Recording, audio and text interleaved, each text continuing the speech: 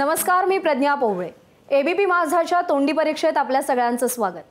आज आपण अशा एका राजकीय नेत्याची परीक्षा घेणार आहोत ज्यांची तोंडी परीक्षा घेणं ही देखील परीक्षकांचीच मोठी परीक्षा असू शकते. कारण आज तोंडी परीक्षेच्या बाकावर बसलेत वंचित बहुजन आघाडीचे अध्यक्ष प्रकाश आंबेडकर. वर्गातले असे एक विद्यार्थी जे परीक्षा जवळ आली की सर्वाधिक मेहनत घेताना दिसतात. त्यासाठी कधी ते ग्रुप स्टडी करतात तर कधी एकला चलो रे. पण आपला अभ्यास किती झालाय याचा इतर विद्यार्थ्यांना ते ताकास तूरही लागू देत नाहीत. मात्र परीक्षेचा निकाल आला आणि त्यांच्या मतांची टक्केवारी समोर आली की मात्र सगळ्यांनाच धक्का बसतो. याचा अनुभव 2019च्या निवडणुकांमध्ये सगळ्यांनीच घेतलाय. पण त्यांच्यावर हाही आरोप केला जातो की स्वतः पास होण्यापेक्षा इतर विद्यार्थी कसे नापास होतील याकडे ते जास्त लक्ष देतात आणि त्यामुळे त्यांच्यावर सगळ्याच तुकड्यांमधल्या विद्यार्थ्यांची नाराजी दिसून येते. प्रकाश आंबेडकर यांचा गेल्या निवडणुकीत घनिष्ठ मित्र असलेल्या MIM सोबत यावेळी त्यांचे सूर काही जुळले नाहीत आणि महाराष्ट्रातल्या इतर विद्यार्थ्यांनी त्यांच्यासोबत युती आघाडी करण्यास नकार दिलाय. कोणी आपल्यासोबत असो वा नसो, जनता मात्र आपल्यासोबत असल्याचा त्यांना विश्वास घट्ट आहे. याच विश्वासाच्या जोरावर प्रकाश आंबेडकर निवडणुकांना आणि निकालाला कसे सामोरे जाणार आणि त्याचसोबत निवडणुकांच्या पार्श्वभूमीवर उपस्थित झालेल्या अनेक प्रश्नांची उत्तरं आपल्याला प्रकाश आंबेडकर यांच्याकडून जाणून घ्यायची आहेत. तोंडी परीक्षेला सुरुवात करूया. सुरुवातीला राजीव सरांच्या प्रश्नांपासून सविस्तर उत्तर द्या. बाळासाहेब, 4 टप्पे मतदानाचे होऊन गेलेत. आता शेवटचा काही काळ उरलेला आहे. तर मुद्दा असा की जेव्हा ही निवडणुकीचे पडघम वाजायला सुरुवात झाल्यापासून किमान महाराष्ट्राच्या राजकारणामध्ये सगळ्यांना जे कुतूहल होतं ते वंचित ह्या निवडणुकीमध्ये काय करणार, तुम्ही आणि काँग्रेस महाविकास आघाडी सगळे एकत्र याल आणि निवडणुकीला सामोरे जाल असा होरा अनेकांचा होता. काँग्रेसकडून तुम्हाला जागा देऊ, इतक्या जागा तितक्या जागा, तुमचं खूप लंब असं बार्गेनिंग चालल्याचं महाराष्ट्रानं पाहिलं. ती अलायन्स तो होऊ शकला नाही. आता तुम्हाला मागं वळून बघताना 4 टप्प्याचं मतदान झाल्यानंतर तो अलायन्स करायला हवा होता असं वाटतं की जे झालं ते चांगलं झालं असं तुमचं मत आहे? माझ्या अंदाजानं पहिल्यांदा जे आहे तुमचं नॅरेटिव्ह थोडंसं चुकलेलं आहे असं मी त्या ठिकाणी म्हणणार आहे. म्हणजे प्रश्नच चुकला असं मी त्या. कसं काय? प्रश्न चुकत नसतो. प्रश्न चुकत नसतो बाळासाहेब. असा असतो. याचं कारण असं आहे की ते फॅक्ट्सला धरून नाही आहेत अशी परिस्थिती आहे. म्हणजे काय होतं यातलं? फॅक्ट्स याच्यातल्या ह्या होत्या की त्या तिघांमध्ये म्हणजे 5व्या टप्प्यात 6व्या टप्प्याचा फॉर्म भरेपर्यंत त्यांच्या सीट ॲडजस्टमेंट झाल्या नव्हत्या हे आपण असं पहिल्यांदा लक्षात घ्या. त्याच्यामध्ये मी त्यावेळेसही स्टेटमेंट असं केलं होतं की यांच्या 15 जागेंवरनं वाद आहे. आज माझ्याकडे डिटेल्स नाही आहेत, पण 15 जागेंवरनं वाद आहेत आणि यांचा वाद जोपर्यंत संपत नाही तोपर्यंत आम्हाला काय पाहिजे हे आम्ही असताना ह्यांना कळवणार नाही. कारण मला याची जाणीव होती की यांचं सेटलमेंट शेवटपर्यंत होणार नाही आणि त्या शेवटच्या सेटलमेंटमध्ये आपण असं जर अडकलो तर जे काही मागच्या 5 वर्षाच्या धरून आणि नंतरची येणारी त्याच्यानंतरचे असणाऱ्या 5 वर्षामध्ये जे काही आपण डेव्हलपमेंट केलेलं आहे आणि पक्षाचं डेव्हलपमेंट केलेलं आहे त्याला वाया जाईल. आणि माझा आजही आरोप आहे ह्या तिन्ही पक्षांवरती, ते अजून मोदीच्या भीतीच्या बाहेर निघालेले नाहीत. आणि ह्या सगळ्यांना मी असं म्हणत होतो की तुम्ही जी मनामधली भीती आहे ती भीती पहिल्यांदा काढा आणि मनामधली भीती काढून जर आपण असं चर्चा करणार असो. काही विद्यार्थी असे असतात ना की त्यांना जे त्यांनी ठरवलेलं असतं, प्रश्न काही आला तरी ते उत्तर लिहितात. ते प्रश्न असा आहे प्रश्न हा आहे त्याच्यामध्ये की तुम्ही असं विचारणारे जे आहे ते पुस्तकातच नाही असं तुम्ही विचारताय.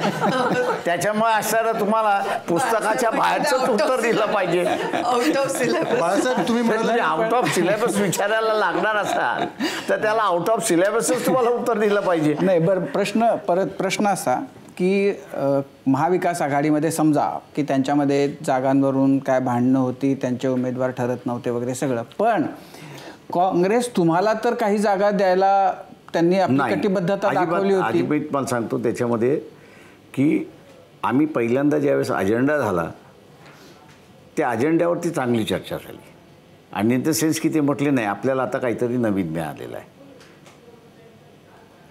आम्ही सेकंड जे ह्याच्यामधलं जे मांडलं होतं की एका बाजूला जरांगे पाटील आणि दुसऱ्या बाजूला ओबीसी, हे महाराष्ट्राने म्हटलं होतं वाद आपण बघितलेला आहे त्या सगळ्या ह्याच्यामध्ये.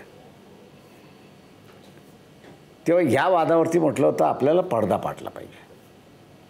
आणि पडदा पाडायचा असेल आणि म्हटलं होतं जर एक सेक्शन आपण घेऊन बसलो, कुठलाही सेक्शन आपण घेऊन बसलो तर दुसरा आपल्या विरोधात जाणार आहे. त्याच्यामुळे जुळवाजुळवी करून आपण असं म्हटलं या ठिकाणी हे करू आणि सोशल इक्वेशन जे आहे ते सोशल इक्वेशन आपण बदलू. शेवटचा माझा सारा मुद्दा जो होता तो म्हणजे हा होता की आपण सेक्युलर मतावरती निवडून येणार आहोत. तेव्हा बॅकग्राऊंड जर आपली सगळ्यांची बघितली तर आपण असं BJP बरोबर समझोता केलेल्याच्या बॅकग्राऊंडवरचे 2 पक्ष आहेत, 2 पक्ष त्याच्यातले नाहीत. तेव्हा अशा बॅकग्राऊंडवरती म्हटलं होतं आपल्याला सेक्युलर मतं ही जर 100% पाहिजे असेल त्या ह्याच्यामध्ये तर आपण असं प्रत्येक पक्षाने म्हटलं होतं भूमिका म्हणून घेतली पाहिजे की येणारी 5 वर्ष निवडून आल्यानंतर आम्ही भारतीय जनता पक्षाबरोबर जाणार नाही. ही जी अट आहे ही अट या तिघांनाही दोघांना तर मान्यच नव्हती. त्यांचं जाहीर बैठकीमध्ये सांगितलं. काँग्रेसवाल्यांचं म्हणणं होतं प्रकाशराव हे आपण तोंडी कशाला सांगायचं, जशी तुम्ही आता तोंडी परीक्षा घेताय तसं मी त्यांना म्हटलं तर आपल्याला सांगावं लागेल त्या ह्याच्यामध्ये. म्हटलं माझी काय अट वगैरे अशी काही नाही आहे, पण दिस इज माय सजेशन तुम्हाला ह्याच्यामध्ये. आणि त्या सगळ्यांना समहाव आदर मला असं दिसलं की मोदी च्या विरोधात कुठलीही भूमिका याला 2 पावलं बॅकफूट. मी रेमडेसिवीरचा असणारा मेडिसिनचा असणारा इश्यू उपस्थित केला. त्याच्यानंतरच्या असणाऱ्या काही कंपन्या ज्या आहेत की ज्यांचे बॅलन्स शीट म्हटलं होतं कमी आहेत पण त्यांनी डोनेशन फार मोठ्या प्रमाणात दिलेले आहेत, त्याला पण असणारं हे करता येईल. त्याच्यानंतर सुरुवात झाली होती म्हटलं होतं याची मालदिव्सच्या इश्यूशी, त्याला असणारं म्हटलं होतं आपण असणारं हे करू. किंवा सगळ्यात मोठा इश्यू आहे की जो माझ्या अंदाजानं इव्हन मीडिया आणि सगळ्यांनी इग्नोर केला असं मी त्या ठिकाणी म्हणेन. आणि तो म्हणजे की काही लाखात कुटुंब ही 2014 ते राज्यसभेमध्ये प्रश्न येण्यापर्यंत यांनी नुसता देश सोडला नाही तर त्यांनी नागरिकत्व सोडलेलं आहे. हा म्हटलं एक सिरियस इश्यू आहे की यांचं मायग्रेशन कशासाठी. तुमच्या मते ह्या मुद्द्यावर देशाचं इलेक्शन व्हायला पाहिजे. या मुद्द्यावर देशाचं इलेक्शन झालं असतं. आताच्या तुमच्या सभांमध्ये तुम्ही प्रत्येक ठिकाणी हा मुद्दा घेऊन लढताय. हा मुद्दा मांडल्यामुळेच मला असणारं मतं मिळालेली आहेत असं मी त्या ठिकाणी म्हणेन. कदाचित मतांचा आमचा टक्का हा मागच्यापेक्षा वाढलेला असेल तो या मुद्द्यामुळे. तो मी असं म्हणेन की याच्यामुळे त्याच्यानंतर असणारा इलेक्ट्रोल बॉन्ड असेल किंवा त्याच्यानंतर इलेक्ट्रोल बॉन्डमधून तुम्हाला किती पैसे मिळाले. मला मिळाले असते तर फार बरं झालं असतं. मी इथं क्लेम केलं असतं की 15 जागा जिंकतो म्हणून. पण आता तुम्ही इलेक्ट्रोल बॉन्डच्या विरोधामध्ये जे बोलताय ते मिळाले नाहीत म्हणून आम्हाला मिळणारच नाही त्याची मला म्हणून तुम्ही त्याला विरोध करताय. प्रश्न असा आहे की आमच्याकडे असणारं कंपनी नाही, सत्ता नाही, अमुक नाही, काही नाही आहे. त्याच्यामुळे असणारं ते इलेक्ट्रिक बॉन्डवाले आमच्याकडे बघतही नाही आणि आम्हाला डोनेशनही देत नाही. आमचं फंडिंग म्हणजे पब्लिक फंडिंग असतं आणि त्याच्यामार्फत आमचं चालतंय. पण तुम्ही हे नाही सांगितलं की तुम्हाला ते न करून महाविकास आघाडीमध्ये न जाऊन आता बरं वाटतंय. We are very happy. याचं कारण असं आहे की सगळ्यात मोठा विरोधी पक्ष महाराष्ट्रातला हा वंचित बहुजन आघाडी झाला आहे. लार्जेस्ट. म्हणजे तुमच्या सीटा येणार नाहीत पण तुम्हाला प्रश्न असा आहे की सीटा येतील की नाही येतील याचं मी असं म्हणजे आज BJP सांगत नाही की आमच्या सीटा येतात ते.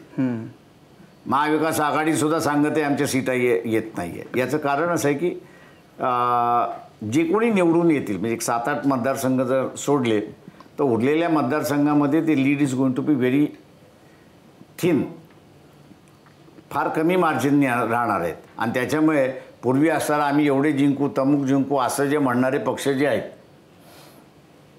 त्यांची कोंबडी त्यांनी झाकून ठेवली आज. अच्छा, पण तुमच्याबद्दल जेव्हा काँग्रेस किंवा महाविकास आघाडीतल्या नेत्यांच्या त्यांचं जे या सगळ्या तुमच्याबरोबरच्या अलायन्सच्या बद्दलची जेव्हा बोलणं होतं तेव्हा त्यांचं असं म्हणणं आहे की आम्ही शेवटपर्यंत बाळासाहेबांच्या विरोधात काही बोललो नाही, बाळासाहेब आमच्याबद्दल बोलत राहिले, आम्ही त्यांना कधीही विरोध केला नाही, आम्ही कायम हे सांगत राहिलो की आपल्याला घटना वाचवण्याची जबाबदारी आहे आणि तुमची जबाबदारी आहे आणि तुम्ही ती जबाबदारी पार पाडली नाहीत आमच्याबरोबर न येऊ. माझं म्हणणं असं आहे त्याच्यामध्ये BJPला वाढवलं कोणी तर शिवसेनेने वाढवले. 2014 सत्ता BJPची टिकवली कोणी तर राष्ट्रवादीने टिकवली आणि ते आता आम्हाला शहाणपणा शिकवायला निघालेले आहेत. त्यांनी त्याचं चारित्र्य बघावं ना. आम्ही हारलो पडलो तरी BJP बरोबर आम्ही समझोता केला नाही. का BJP वाढवणं म्हणजे इथे पुन्हा जुन्या पद्धतीला उजाळणी देणं अशी असणारी परिस्थिती आहे. एकूण आता असंही म्हटलं जातं की आत्ता जी आहे ती 2 गटांमध्ये एक म्हणजे इलेक्शन जी आहे ती एकतर मोदींच्या बाजूनं किंवा मोदींच्या विरोधात अशा पद्धतीनं लढली जाते. त्यामध्ये तुमच्यासारखे जे पक्ष आघाड्या बिघाड्या ज्या काही आहेत त्यांना काही स्थानच नाही आहे. लोकांना आता ह्या दोन्हीमध्येच लढा होईल, लढत होईल. मी पुन्हा म्हणेन की तुमचा असणारा ग्राउंड रियालिटी चुकीची असं मी त्या ठिकाणी म्हणेन आणि त्याच्यामुळे प्रश्नही चुकीचा आहे. त्याचं कारण असं आहे की मी जे देशभरातलं बघतोय म्हणजे नुसतं महाराष्ट्रातलं बघत नाही आहे. इलेक्शन हे नरेंद्र मोदी आणि जनता अशी झालेली आहे. पार्टीज आम्ही असणारं निमित्त आहोत. त्याच्यामुळे लोकांनी कुठला कॅन्डिडेट त्या कॉन्स्टिट्युन्सीमध्ये पसंत केलेला आहे हा कुठलाही राजकीय पक्ष सांगू शकत नाही. म्हणजे मी सांगत नाही त्याच्यामध्ये. त्याचं कारण असं आहे की इलेक्शन लोकांनी स्वतःच्या ताब्यामध्ये घेतलेलं आहे आणि लोकांनी इलेक्शन आपल्या ताब्यामध्ये घेऊन भारतीय जनता पक्षाबरोबर भारतीय जनता पक्षाची सत्ता येणार नाही याची जनताच दक्षता घेते. त्याच्यामुळे राजकीय पक्ष क्लेम करतील की आमच्यामुळे घडलं आहे किंवा उद्या आमच्या असणाऱ्या 4-5 जागा आल्या निवडून तर मी म्हणेन आम्ही आमच्यामुळे आले निवडून. मी असं म्हणणार नाही. मी असं म्हणेन जनतेने आम्हाला निवडून दिलेलं आहे का जनतेला भारतीय जनता पक्ष नको होता.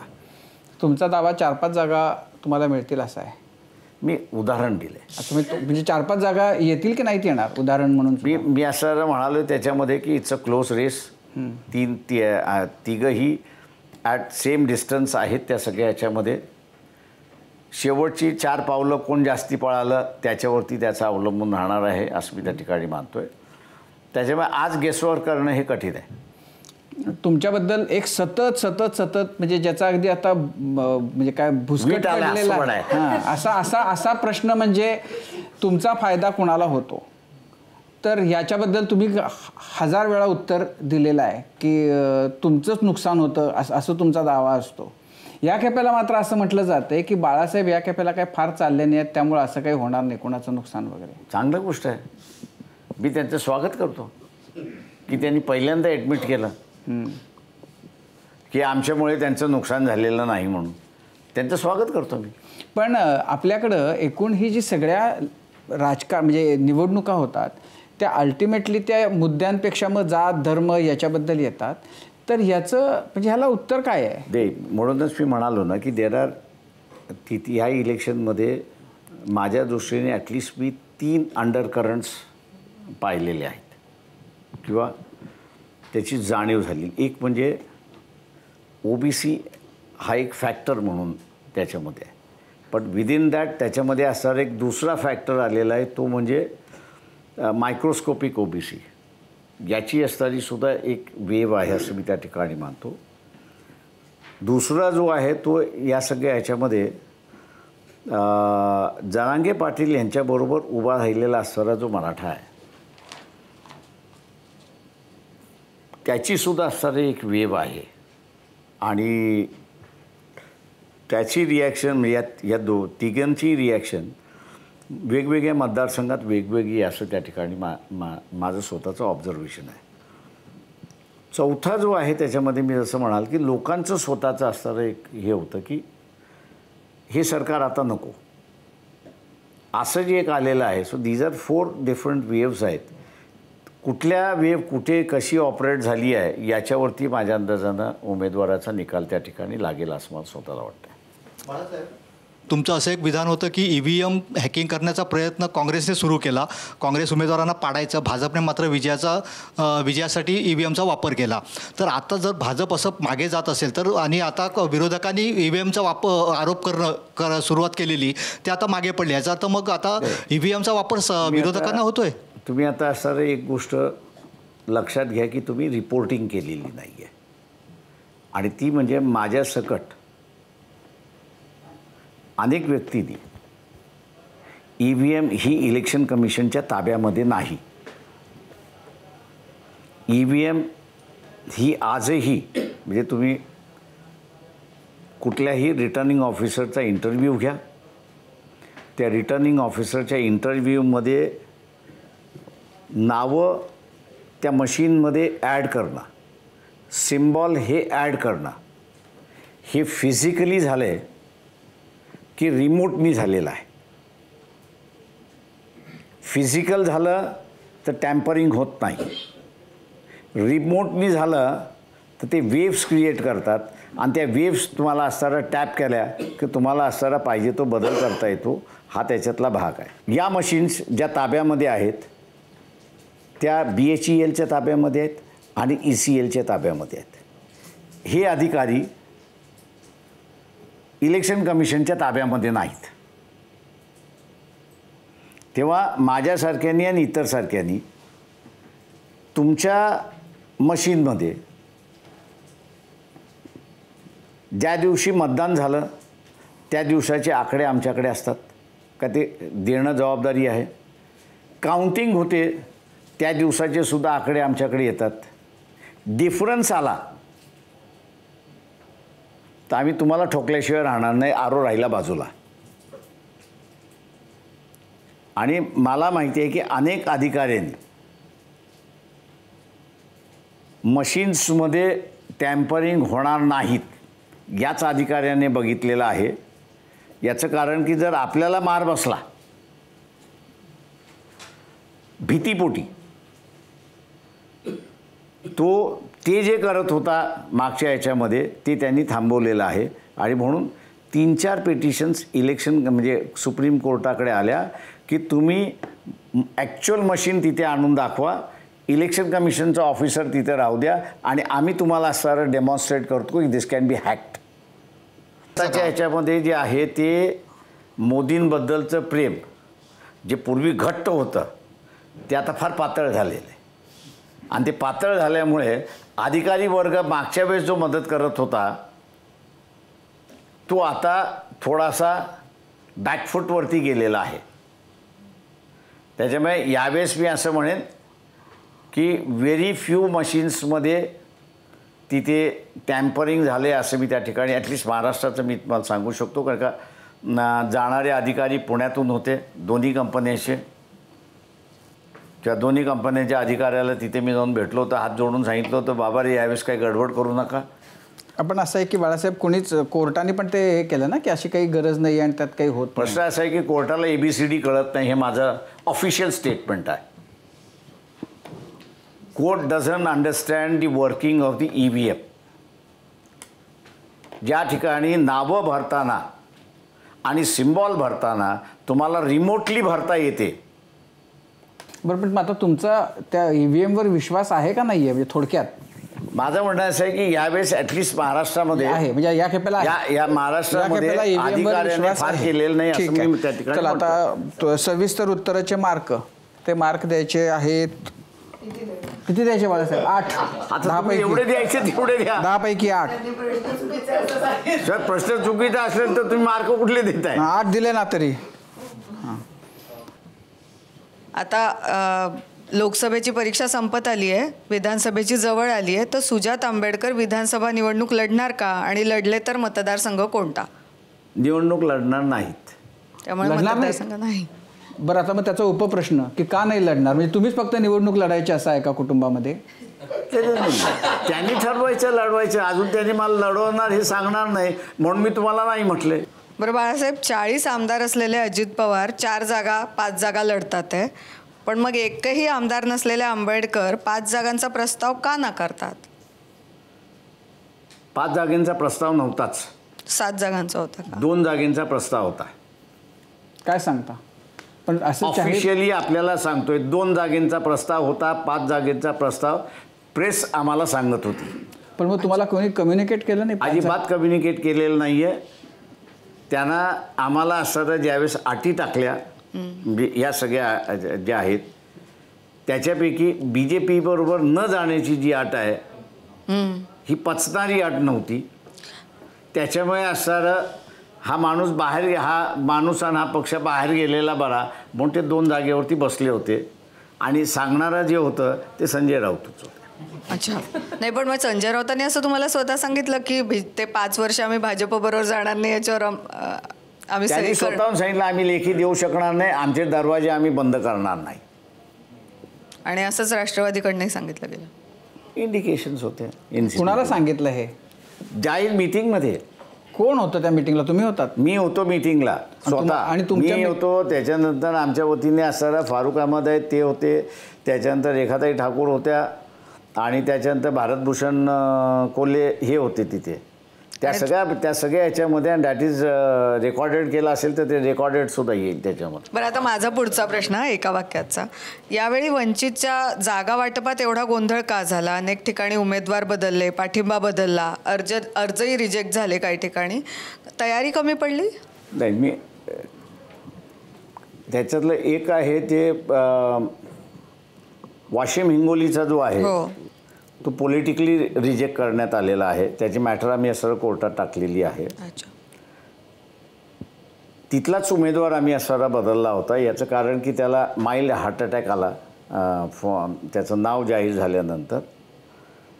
उरलेल्या याच्यामध्ये आम्ही असारे जे उमेदवार बदलले ते माझ्या अंदाजानं तिथली नेसेसिटी आणि स्ट्रॅटेजी लक्षात घेता आमच्या लक्षात आलं की काही उमेदवार आपल्याला असारा बदलावे लागतील आणि ते आम्ही बदलले. अमरावतीमध्ये तुम्ही उमेदवार जाहीर केला, फॉर्म नाही दिला? नाही, आम्ही असं आहे तिथे आम्ही उमेदवार फायनल केला होता त्या ठिकाणी. पण उमेदवार मग आम्हीच ठरवलं की तिथल्या सर आता लढण्यात अर्थ नाही आहे त्या ह्याच्यामध्ये आणि आम्ही लढलो नाही. आनंद उभे राहिले आणि त्यांना असं पाठिंबा देऊन आम्ही मोकळं झालो. एका वाक्यात उत्तराचा शेवटचा प्रश्न आहे. बाळासाहेब, महायुती आणि महाविकास आघाडीत खूप रस्सीखेच झाली, पण तरीसुद्धा त्यांनी त्या युत्या आघाड्या इंटॅक्ट ठेवल्या, जागा वाटप केलं. तरी तुमची स्वबळाचीच परीक्षा घेण्याचा प्रयत्न का झाला तुमच्या? माझं म्हणणं असं आहे की तुम्ही त्यांना सगळ्यांना एक प्रश्न विचारा की ज्यांनी जिथे लढले नाहीत तिथल्या मतदारसंघातली कॅन्डिडेटची नावं सांगा. तो प्रश्न सेनेलाही विचारा, तो प्रश्न तुम्ही काँग्रेसलाही विचारा आणि तो प्रश्न तुम्ही NCPलाही विचारला. ही युती गरजेपोटी युती आहे, कारण का आपल्याकडे उमेदवार नाहीत म्हणून आपली अवस्था एक्सपोज होऊ नये की आपल्याकडे उमेदवार नाहीत. आणि काँग्रेसची सुद्धा तीच परिस्थिती बाहेर पडली. जळगाव रावेरच्या ह्याच्यातनं NCP आणि शिवसेनेची असणारी परिस्थिती ती झाली. आम्ही कॅन्डिडेट बदलले असतील हे बरोबर आहे, पण कॅन्डिडेट आमच्याकडे होते ना, त्यांच्याकडे कॅन्डिडेट नव्हते अशी परिस्थिती आहे. पण मग ते वसंत मोरे वगैरेंसारखे उमेदवार तुम्हाला वेळेवरच मिळाले होते? ते वसंत मोरेंचं असणारं जे आहे की एक म्हणून म्हटलं ना, काही उमेदवार आम्ही असं नंतर डिसिजन असं घेतलं की वसंत मोरेंनी ऑफर दिली की मी वंचितवरती उभा राहतो आणि आम्हाला माहीत होतं की भोंग्याच्या प्रश्नावरनं ह्यांनी जी भूमिका घेतली होती 2 लाख मतं याच्या खिशात आहे, आपण कशाला सोडा उमेदवार. एका वाक्यात उत्तराचं मार्क द्यायचे 10 पैकी 10. त्यांना असे धक्के, सुखद धक्के 10 पैकी 10 सहज होत नाही. तुम्हाला कोणत्या 2 जागांचा प्रस्ताव होता? 2 जागा तुम्हाला देतील असं ज्यावेळी सांगितलं तेव्हा? एक तर आयडेंटिफाय होती अकोला, दुसरी मी मागीन ती. अच्छा, मागाल ती होती, मग घ्यायचीच ना. घ्यायची म्हणजे 2 जागा नंदुरबार देत होते, धुळे देत होते, की ज्याच्यामध्ये बारामती मागायची ना, बारामती मागायची ना.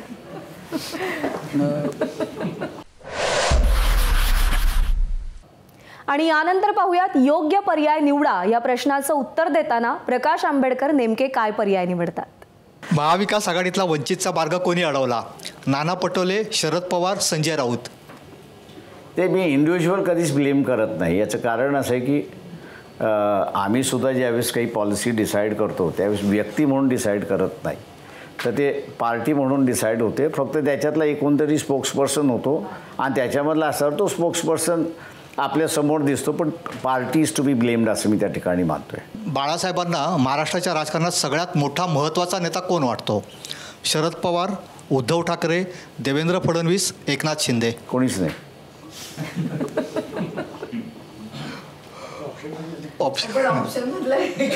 कोणीच नाही ना. नोटाचा वा. महाराष्ट्राच्या राजकारणातला सगळ्यात बेभरोशाचा नेता कोण?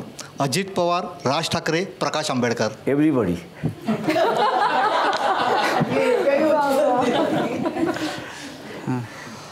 निवडणुकीनंतर भाजपसोबत कोणता पक्ष जाईल असं वाटतंय तुम्हाला? राष्ट्रवादी, शिवसेना की काँग्रेस? सेना आणि राष्ट्रवादी हे दोघंही जातील. त्यांचे कंपल्शन्स आहेत. BJP गव्हर्मेंट फॉर्म करण्याला कमी पडणार असेल किंवा BJPनी गव्हर्मेंट फॉर्म केलं तर हे 2 पक्ष 100% जातील अशी परिस्थिती आहे. योग्य पर्याय निवडा. मार्क 10 पैकी 10. 10 पैकी 10? अरे एकही उत्तर दिलं नाही त्यांनी. 10. कल्पना विस्तार. आणि यानंतर प्रकाश आंबेडकर यांच्यासाठी पुढचा प्रश्न आहे कल्पना विस्तार. तुम्हाला एक ओळ देतो, त्याच्यावरनं तुम्ही त्याच्या बाजूने किंवा तुम्ही विरोधातही बोलू शकता. आऊट घटकेची युती, आऊट घटकेची आघाडी कसं होणार वंचित बहुजनच्या कार्यकर्त्यांचं? आमचा पिंड हा लढणारा पिंड आहे, सत्तेचा पिंड नाही. मिळाली सत्ता ते वेल एंड गुड, नाही मिळाली तर लढत राहणं हा आमचा असणारा पिंड आहे. त्याच्यामुळे सत्ता असो या नसो लढत राहणं हा आमचा पिंड आहे. त्याच्यामुळे आम्हाला सत्तेमुळे कार्यकर्ते आले आणि सत्ता नाही म्हणून कार्यकर्ते गेले असं आमच्यामध्ये झालेलं नाही आहे. पण तुमच्या पक्षाची किंवा तुमची जी उद्दिष्ट आहेत ती पूर्ण करणार कोण? जर सत्ता हातातच आली नाही तर ती उद्दिष्ट पूर्ण कशी होणार? ते माझं म्हणणं असं आहे की या सगळ्या ह्याच्यामध्ये की तुम्ही उद्दिष्ट नेमकं काय म्हणताय त्या संदर्भातलं मी असं म्हणतो आहे. बेसिक इश्यूज जे आहेत या बेसिक इश्यूजच्या संदर्भातलं मला वाटतं सगळ्या पॉलिटिकल पार्टीजमध्ये अंडरस्टँडिंग आहे की ते आपण सपोर्ट केलं पाहिजे. काही विशिष्ट गोष्टी आहेत की ज्याच्यामध्ये असणारा लढा चालतो. आता जसं उदाहरण द्यायचं असेल तर हमीभाव येतो. त्या हमीभावाच्या संदर्भातला कायदा करायचा की न करायचा याच्याबद्दल असणारा मतभेद आहेत. आम्ही असं म्हणतो कायदा झाला पाहिजे. जे रुलिंग झाले आत्ता BJP आहे त्यांची भूमिका आहे कायदा नाही झाला पाहिजे. काँग्रेस राष्ट्रवादी सत्तेवरती असताना त्यांनीही कायदा केलेला नाही. त्याच्यामुळे काही गोष्टींवरती तुमच्या सारे मतभेद राहतात इश्यूज बेस्डवरती, पण बेसिक इश्यूजवरती माझ्या अंदाजानं जे आहेत तिथे अंडरस्टँडिंग असल्यामुळे तुम्हाला ते रिझॉल्व करणं सोपं जातं असं मी त्या ठिकाणी मानतो. पण सत्ता असेल किंवा नसेल, आता जसं शाळा या गावात ओपन झाली पाहिजे ती मान्य होईल, पण ही शाळा अमुक या संस्थेला द्या याच्यावरनं मतभेद होतील. त्याच्यामुळे तुमचा इंटरेस्ट ही शाळा अमुक याला द्या याच्यामध्ये आहे की ही शाळा ओपन झाली पाहिजे याच्यामध्ये आहे, हा तुम्हाला ठरवावा लागतो. मार्क कल्पना विस्तारचे 8.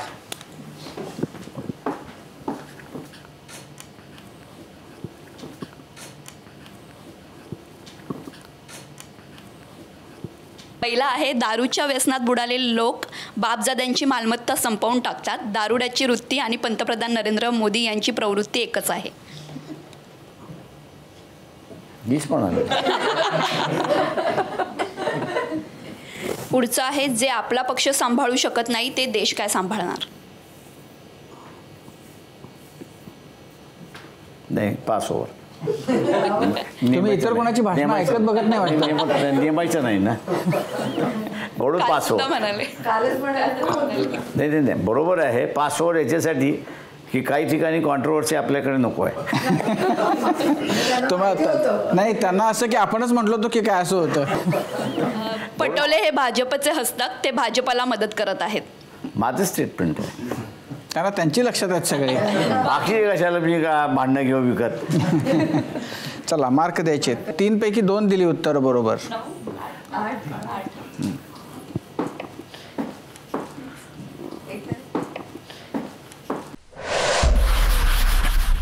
आणि तोंडी परीक्षेत प्रकाश आंबेडकर यांच्यासाठी शेवटचा प्रश्न, संदर्भासहित स्पष्टीकरण. शिवशक्ती आणि भीमशक्तीचा प्रयोग कशा प्रकारे बघताय तुम्ही? आत्ताच्या फेजमध्ये अनसक्सेसफुल आहे. आणि शिवसेना उद्धव बाळासाहेब ठाकरे या पक्षाचं भवितव्य? तुम्ही पुन्हा मोठं विधान केलं म्हणून मला कुठेतरी असं एक जाणवायला लागलेलं आहे. आणि ते म्हणजे एकनाथ शिंदे हे अध्यक्ष जरी असले तरी नजीकच्या काळामध्ये राज ठाकरे अध्यक्ष होतात आहेत का? शिवसेनेचे म्हणजे जी शिवसेना एकनाथ शिंदेकडे आहे आफ्टर लोकसभा आणि before assembly election, Raj Thackeray हे मनसे विलीन करून अध्यक्ष होणार का? किंवा त्यांचं जे पक्षप्रमुख, शिवसेना पक्षप्रमुख हे पद उद्धव ठाकरे राज ठाकरेंकडे जाणार का? शिवाजी पार्कवर त्यांनी भाषण केलं, त्यात त्यांनी याचाच अर्थ होय. अच्छा. पण तो जो प्रश्न होता शिवशक्ती भीमशक्तीचा प्रयोग, तर तुम्ही नजीकच्या काळामध्ये आत्ता नाही म्हणताय, पण भविष्यामध्ये प्रश्न असा आहे त्याच्यामध्ये की हे जर सुरुवात झाली म्हणजे आपण भारतीय जनता पक्षाचा असणारा जो काही गेम प्लॅन आहे तो आपण बघितला पाहिजे असं मला स्वतःला वाटतं आहे. एका बाजूला नरेंद्र मोदीने की आम्ही उद्धव ठाकरेंच्या परिस्थिती वाईट झाली तर आम्ही त्यांना मदत करू असं एक स्टेटमेंट देऊन ते बसलेले आहेत. उद्धव ठाकरेंची वाईट परिस्थिती झाली तर आम्ही त्यांना मदत करू असं असणारं स्टेटमेंट त्यांनी दिलेलं आहे. त्याच्यामुळे एका बाजूला गाजर दाखवलेला आहे आणि दुसऱ्या बाजूला एकनाथ शिंदे आणि BJPने राज ठाकरेंना प्रचारामध्ये घेऊन हळूवाररीत्याने राज ठाकरेकडे मेन रजिस्टर्ड शिवसेना असं जर मी म्हटलं देण्याचा घाट तरी घातला नाही का? याच्यावरती मी असं म्हणणार आहे की सर्वायवल कोणाचं राहणार. म्हणजे इंडिकेट सिंडिकेट काँग्रेस ज्यावेळेस झाली होती त्यावेळेस इंदिरा गांधींची काँग्रेस वाचली, तेव्हा अशा ह्या परिस्थितीमध्ये राज ठाकरे जर उद्या अध्यक्ष झाले असं समजू आपण, ते आणि उद्धव यांच्यामधली असणारी मग सर्वायवलची चुरस चाललेली असेल. त्या चुरशीमध्ये कोण तग धरून धरेल हा मला वाटतं त्यावेळेस तुम्ही शिवशक्ती भीमशक्ती करताना त्यांच्यामध्ये कोण सर्वाइव्ह करेल त्या शिवशक्ती बरोबर जायचा असा तुम्ही विचार करता? मी आता असं म्हणतोय की that is totally ruled out at the present stage. तुमचे आणि राज ठाकरेंचे संबंध तसे मधुर आहेत नाही म्हटलं तरी. ते माझे सगळेच राजकीय नेत्यांशी संबंध चांगले आहेत. विधानसभेला प्रकाश आंबेडकर आणि मनोज जरांगे पाटील एकत्र येण्याची शक्यता आहे. मी आताही त्यांना ऑफर दिली होती की आपण लोकसभेला एकत्र बसू, पण क्रेडिट गोज टू माझ्या अंदाजानं यांना औरंगाबादचे शिवसेनेचे उमेदवार भुमरे खैरे यांना जाते की त्यांनी तिथे मारामारी केली उमेदवारीच्या संदर्भातलं, आणि तिथून जरांगे पाटील बॅकफूटवरती गेले की आपण असं जर झालं तर काय होईल, प्रत्येक मतदारसंघात अशी मारामारी होईल का, म्हणून त्यांनी निरोप पाठवला की मी इथे थांबतोय, विधानसभेमध्ये आपण असं त्यावेळेस विचार करू. बाळासाहेब, प्रत्येक हा शेवटचा प्रश्न, प्रत्येक निवडणुकीमध्ये तुमच्याबद्दलचे तुमचे जे विरोधक असतात त्यांचा मुख्य आक्षेप असतो तो तुमचं जे राजकारण आहे ते तुम्ही कोणासाठी तरी करता म्हणून, आणि त्यामुळं मग त्याच्यामध्ये म्हणजे असं की याचा फायदा होण्यासाठी मग उमेदवार उभे करा, मतांची विभागणी करा, आणि मग त्याच्यामध्ये तुमच्या सगळ्या याच्यामध्ये राजकीय विचारांपेक्षा व्यावहारिक विचार जास्त असतो. तर हा जो एक प्रकारे तोडपाण्याचा आरोप होतो. मी एक चर्चा कोणाबरोबर झालेली त्यांची नावं सांगत नाही, अशाच एका चर्चेमध्ये फार डिंग मारत होते असं म्हणा. मी त्यांना म्हटलं तर महाराष्ट्रामधले तालुके किती आहेत तेवढे मला सांगा. तुम्ही राजकारणाशी माझ्याशी बसलाय बोलायला त्या सगळ्या ह्याच्यामध्ये, ते म्हटलं तालुके किती आहेत तेवढे मला फक्त सांगा. तालुके तुम्हाला माहिती असेल तर म्हटलं आपण महाराष्ट्राच्या चर्चेच्या विषयी आपणाला बोलता येईल त्या ठिकाणी. तर तुम्हाला तालुकेच माहीत नसतील तर म्हटलं तुमच्याशी चर्चा काय करणार.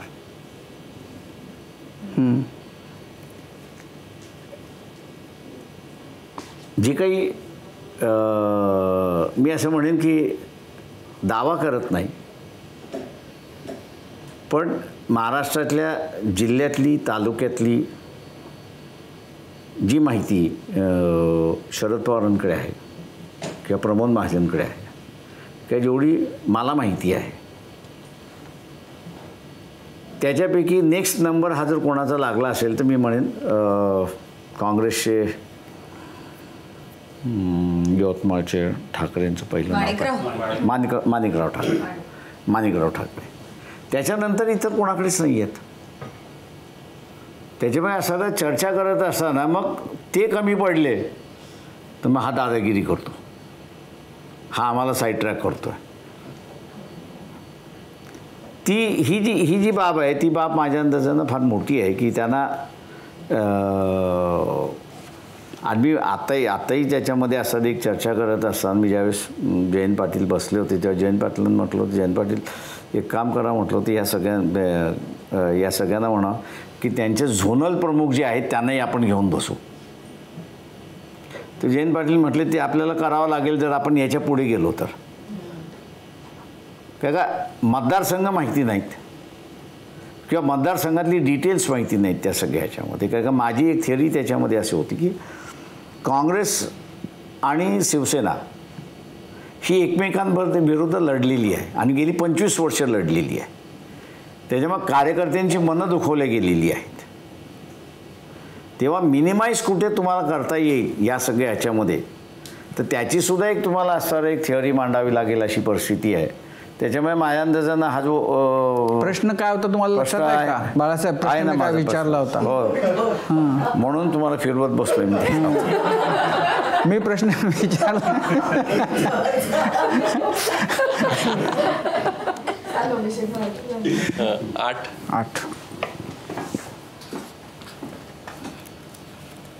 आठ 32 आणि 52.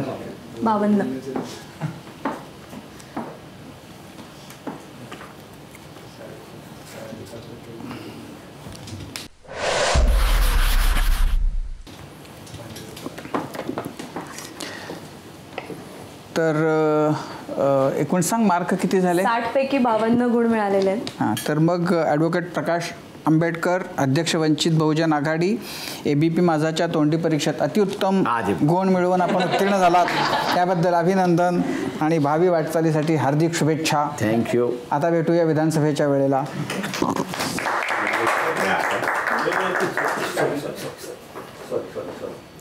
Yes sir, thank you. Yes, thank you. पण मगाशी मी तो विचारलेला प्रश्न की बाळासाहेब ही तुमची हेअरस्टाईल जी आहे ती तुमची ओरिजिनल आहे का तुम्ही लालूंकडनं प्रेरणा घेऊन? माझी ओरिजिनल हेअरस्टाईल ही साईबाबाने सोडली. अच्छा. आणि त्याच्यानंतर मग माझ्या केसातलं कोरडेपणा गेला, टक्कलपणा आला आहे आणि त्याच्यामुळे असा तो कुरलेपणा गेल्यामुळे तो आता बारीक बारीक केस ठेवत असतो. एक हेअरस्टाईलबद्दल जर आम्ही विचारलं, सुजात ना कधी असा सल्ला देत नाही का तुम्ही? ते नाही, मी त्याला जर सल्ला द्यायला गेलो तर माझे जुने फोटोज तोंडी परीक्षेच्या सुरुवातीला म्हणाले होते की तुमची तोंडी परीक्षा घेणं ही एका अर्थी परीक्षकांची परीक्षा असू शकते आणि त्याचा पुरेपूर प्रत्यय आज या तोंडी परीक्षेमध्ये आला. इथे तर अपेक्षित गुण मिळालेले आहेत, अपेक्षित टक्के मिळालेले आहेत. निवडणुकीच्या रणांगणात मतांची टक्केवारी काय राहते, ती अपेक्षित असते का, राहते का, आणि ती अनपेक्षित धक्का कोणाला देते याची उत्सुकता आहे. आपण आज तोंडी परीक्षेसाठी आलात त्याबद्दल अगदी मनापासून आभार. आभार आपले सगळ्यांचे. आणि यासोबत तोंडी परीक्षेमध्ये आत्ता वेळ झाली इथेच थांबण्याची. प्रत्येक बातमीच्या अपडेटसाठी पाहत रहा ABP माझा.